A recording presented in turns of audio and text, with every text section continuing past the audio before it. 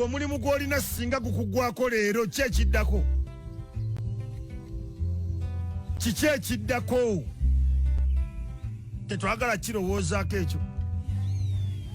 Naye kikulu okwotegekera embeera ezo because zijja tutomera nga bwe baagukuwa bateeka ogw'okuggyako wande oba oteeka okuguvaako. Gwe yagenda ali mu kiyumba mpuliriza saawa yonna oteeka okudda ewaka nayo zootya. Tandika okutunuulira by'okola ku bajeti gy'owandiika mw'ogenda otambulira.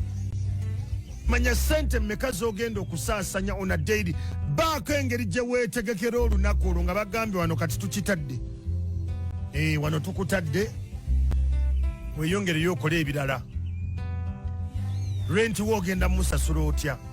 Bills ez'ewakaawo, mazzi, masannyalaze, TV.